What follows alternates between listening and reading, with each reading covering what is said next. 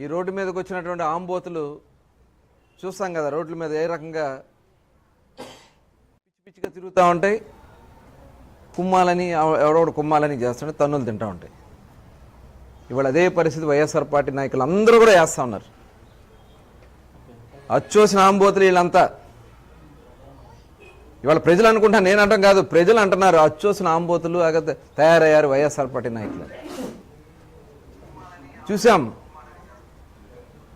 ఇవాళ కొంతమంది నాయకులు, వైఎస్ఆర్ పార్టీలో అందరినీ అనగానే కొంతమంది నాయకులు మళ్ళీ బరి తెగించి తల్లికి తండ్రికి అమ్మకి కూడెట్టిన నాయకులు వీళ్ళంతా. మా చిన్నతనం నుంచి తెలుసు, ఇక్కడ బందర్లో ఒక ఆయన ఉన్నాడు సన్నాసి, తండ్రి తోలేశాడు. ఇవాళ ఉన్నటువంటి ఇంట్లో వల్ల ఆయన మాట ఆయన అదుపు చేసుకోలేడు. వాడు గంజాయి బ్యాచ్. ఎలక్షన్స్ ముందు చూసాం,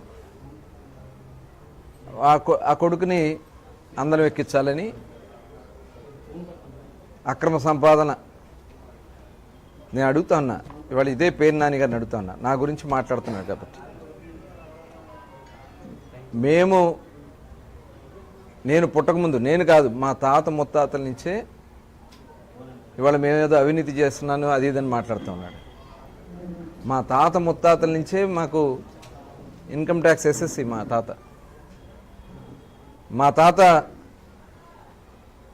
మన ఒక ఆంధ్ర రాష్ట్రంలో కాదు,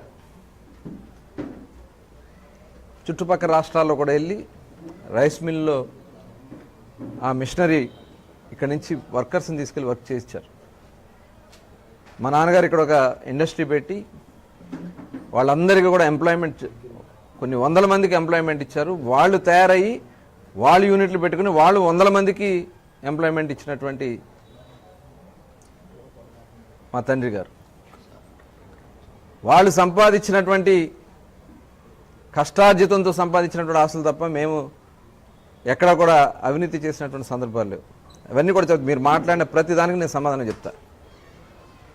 ఇవాళ నువ్వు మాట్లాడుతూ ఉన్నావు, ఇసుక దోచేస్తాను తోటల వాళ్ళు రయ్యి అంటున్నావు. నేను ప్రమాణం చేసి చెప్తా, ఇసుకలో ఎక్కడా నాకు సంబంధం లేదని ప్రమాణం చేసి చెప్పడం నేను సిద్ధంగా ఉన్నా. నువ్వు ప్రమాణం చేయగలవా? నువ్వు రేషన్ బళ్ళల్లో ఈ రాష్ట్రంలో జగన్మోహన్ రెడ్డి, మీరు, కొడాలి నాని కలిసి సివిల్ సప్లైస్ మినిస్టర్గా కొడాలి నాని, ఆయన ఒక నిశాని, నువ్వు ఆ రోజున ట్రాన్స్పోర్ట్ మినిస్టర్గా రేషన్ ఏదైతే రేషన్ వెహికల్స్కి సంబంధించి వాళ్ళందరూ అమాయకుల్ని వాళ్ళ పేరు మీద లోన్లు తీసుకుని ఒక్కొక్క వెహికల్కి ఇంత కమిషన్ కొట్టుకుని కోట్లాది 100 కోట్ల రూపాయలు దోచింది వాస్తవం కదా, దాని మీద ప్రమాణం చేయగలరా? ఇవాళ నా రాముడు గురించి నువ్వు మాట్లాడావు, అదే రాముడి ముందు ప్రమాణం చేయడానికి నేను సిద్ధంగా ఉన్నా. నువ్వు ఉన్నావా? రా. చౌకబారు మాటలు మాట్లాడి ఇవాళ విలువలేనటువంటి నాయకులు తయారయ్యారు. మీరు చీకొట్టారు. మీకు చీకొట్టి నువ్వు పోటీ చేస్తే ఓడిపోతావని భయం వేసి నీ కొడుకుని పెట్టి ఆ కొడుకు అడ్డదారులో గెలిపించడానికి దొంగ పట్టాలు, అక్రమంగా గోడౌన్ నిర్మించి నీకు ఇన్కమ్ ట్యాక్స్ ఎస్ఎస్సీని కూడా కాదని చెప్పి 2004లో చెప్పి ఇన్ని సంవత్సరాలు నువ్వు ఏ వ్యాపారం చేయకుండా ఇన్ని 100 కోట్ల రూపాయలకి నీ ఆస్తులు సంపాదించుకుని గోడౌన్లు కట్టుకుని ఆ గోడౌన్లో 8000 బస్తాలు దోచేస్తే ఇవాళ దాని మీద ఎంక్వైరీకి వెళ్తే నువ్వే చెప్పావు స్టాక్ తగ్గింది, మేము డబ్బులు కడతాం. ఎక్కడో కూడా మీరు ఇచ్చినటువంటి మీ అగ్రిమెంట్స్లో ఉన్నాయి, గోడౌన్స్లో స్టాక్స్లో డిఫరెన్స్ వస్తే మీరు తీసుకునే క్రిమినల్ యాక్షన్స్కి మేము బాధ్యులం అవుతామని చెప్పి మీ భార్య గారు సంతకం పెట్టింది వాస్తవమా కాదా? నేనేమైనా పెట్టించానా కేసు? అది దొంగ పట్టాలది సృష్టించింది వాస్తవం కదా. ఎంఆర్ ఆఫీస్లో ఆ రోజున పట్టాలు కట్టలు ఉంటే ఆ రోజున కలెక్టర్ గారు, జేసీ గారు, గీతాంజలి శర్మ గారు ఆ రోజు అక్కడికి రావడం జరిగింది. ఇది వాస్తవం కాదా? ఇవాళ మీరు మా తండ్రి గారు కొన్నారు, నేను పుట్టలా అప్పటికి. ఎలాంటి మనస్తత్వాలు అంటే కులాల మధ్యన చిచ్చు పెడుతున్నారు, మతాల మధ్యన చిచ్చు పెడుతున్నారు. చివరికి ఎంత దిగజారంటే చివరికి కుటుంబాల్లో కూడా తగాదాలు పెడతా దిగారు వీళ్ళు. మా నాన్నగారు వీలునామా ప్రకారం మేము పంచుకున్నాం. మా నాన్నగారు ఇచ్చినటువంటి వీలునామా ప్రకారం ఆస్తులు పంపకాలు చేసుకుని దాని ప్రకారం వాళ్ళకి వెళ్ళాల్సిన వాటాలు వాళ్ళు తీసుకున్నారు, నాకు రావాల్సిన వాటాలు తీసుకున్నారు. అందరూ సమానంగానే జరిగింది. ఎక్కడా కూడా ఒక్క ఇంచు కాదు. ఆయన్ని అడిగాను, నేను అన్నయ్యని అడిగాను. మేము న్యాయబద్ధంగా చేసుకుంటే నువ్వు దాని మీద కామెంట్ చేస్తున్నావు.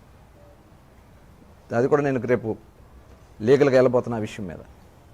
అంటే మా కుటుంబాల మధ్యన తగాదా పెడతావు నువ్వే కదా. నువ్వు ఒక పెద్ద మనిషిగా ఉండి ఆ రోజున నీకు కలుస్తుంది తీసుకో అని చెప్పి 2016లో రిజిస్ట్రేషన్ చేసి డబ్బులు 2009లో మీరు ఇప్పించారు, 2016లో రిజిస్ట్రేషన్ చేయించారు. రూపాయికి 3 రూపాయలు కట్టించారు మాతో. నాకు వద్దు అదని చెప్పిన బతిలాడి తీసుకోమని చెప్పి మీరు ఇవాళ లంకిశెట్టి వాళ్ళ స్థలం నేను కొట్టేశానని మాట్లాడుతూ ఉన్నారు. ఇంతకంటే నీచం ఇంకోటి ఉంటుందా? అదే కాదు, ఇవాళ కాంక్రీట్ తింటున్నానంట నేను. ఇవాళ ఈ చుట్టుపక్కల ఎక్కడా కూడా నీలాంటి దుర్మార్గుడు కార్యక్రమాల వల్ల 2014-19లో రెడీమిక్స్ ప్లాంట్లు చాలా ఉన్నాయి మన చుట్టుపక్కల. నీలాంటి దుర్మార్గుడు వల్ల ఎవడన్నా తెల్ల చొక్కా వేసుకుంటే భరించలేవు నువ్వు. రియల్ ఎస్టేట్ పెట్టుకుని స్థలాలకి ఇళ్ళు కట్టుకోవడానికి వాళ్ళకి ప్లాన్లు ఇచ్చేవాళ్ళు కాదు, భయపెట్టేవాళ్ళు. ఈ దరిదాపుల్లో ఎక్కడా కూడా రెడీమిక్స్ ప్లాంట్ లేకపోతే డబ్బులు కట్టి మెగా నుంచి కాంక్రీట్ తెస్తే కాంక్రీట్ని తిన్నానని మాట్లాడతాం. అసలు నువ్వు మనిషివేనా? అసలు వీళ్ళ యొక్క దుర్మార్గాలు ఒకసారి చూడు. దేవుణ్ణి కూడా చివరికి రామాలయం ఇవాళ మా తాత ముత్తాతల నుంచి అక్కడ కళ్యాణం చేసేవాళ్ళు. ఎంతోమంది ఆ గుడి కట్టాలని ప్రయత్నం చేశారు. ఇవాళ మేము ఒక కమిటీగా ఏర్పాటయ్యి అక్కడ దేవాలయం నిర్మాణం చేసుకుంటే దాని మీద నువ్వు కామెంట్ చేస్తావు. ఐస్ ఫ్యాక్టరీ రాజారత్నపురం, నువ్వు కూడా పుట్టుండవేమో. రాజారత్నపురం ఆనాడు ఉన్నటువంటి కలెక్టర్ గారు అక్కడ ఫ్లాట్లు మా వాళ్ళు తీసుకుని మా నాన్నగారు తాతగారు అక్కడ రైస్ మిల్ మిషనరీ తయారు చేసేవాళ్ళు. అందుట్లో రైస్ మిల్ ఉండేది. అక్కడ చుట్టూ చెరువులు అయిపోతే రైస్ మిల్ నడవట్లేదని చెప్పి ఐస్ ప్లాంట్ కింద కన్వర్ట్ చేసుకుని ఇవాళ ఆ ఐస్ ప్లాంట్ రన్ చేసుకుంటామంటే మా అన్న కొడుకులే రన్ చేస్తుంటే అదేదో నేను అక్కడ పొలాలు కొనేసి ఎకరాలు కొనేసాను, దాంట్లో ఐస్ ప్లాంట్ కట్టానని చెప్పి మాట్లాడుతున్నావంటే ఒకసారి ఆలోచించాలి.